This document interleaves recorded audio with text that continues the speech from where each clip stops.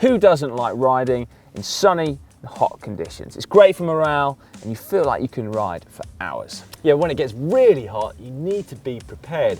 Don't get caught out. Here are GCN's tips for riding in the heat.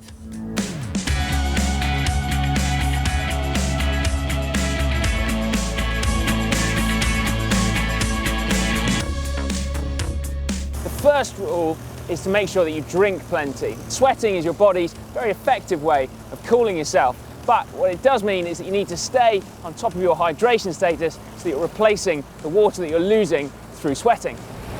Yeah, remember that more than 50% of your body is made up of water, so it's really important that you keep that level maintained. Make sure you're hydrated before you even head out, and then take plenty of fluids out with you. You really want 2 big bottles, 750 mils, and ideally you want to favour electrolyte drinks over water, as they'll do a much better job of keeping you hydrated. Also, make sure that you know the towns and villages where you might be able to fill them up. Don't be heading out into the wilderness with no hope of replenishing them if they do run dry. Yeah, and a great tip as well is to make sure that you drink regularly.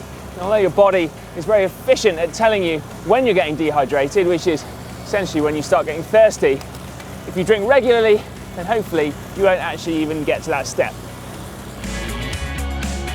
It's really important that you recognise the signs and symptoms of overheating and possible heat stroke. They include nausea, an increased heart rate, cramps, a headache, lightheadedness and weakness. Although, don't be fooled by that last word, Matt Stevens actually isn't in a constant state of overheating. And it's also important that you recognise those symptoms not just in yourself, but also in anybody else that you're riding with, and never ever push through them. Your body's trying to tell you something, so make sure that you listen.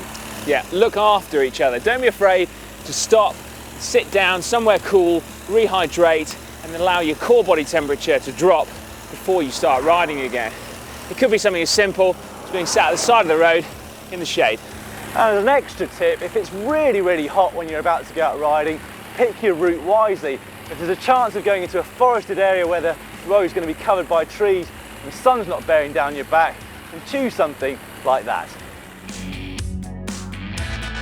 Through regular riding, a lot of cyclists will pick up a particularly peculiar tan line, but it's still really important to apply sunscreen, especially in the height of summer when the sun is at its strongest. Apply the sunscreen, of course, to all of the areas of your skin which are exposed to the sun, but also these days, bear in mind that some jerseys are quite thin in terms of their fabric, and if that's the case for you, you want to apply some to your back as well. Yeah, and you want to be really, really careful if you're just emerging for the first time from your winter cocoon and you're being exposed to sunlight for the first time in a few months. Always choose an appropriate sunscreen for your skin type, including the factor of protection, and also make sure it's waterproof as well.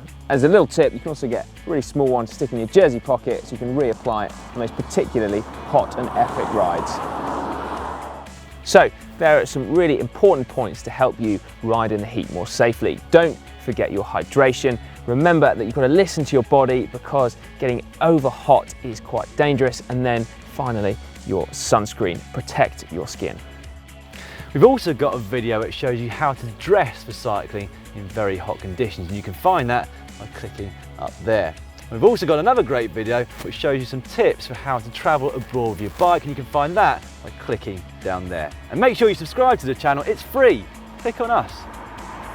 You know, the other thing you can do, Dan, instead of riding in hot conditions, you can wait till the evening, like it's taken us all day to film this script. You can just go riding now in cool conditions. Choose the time of day wisely. Should we go and do it now?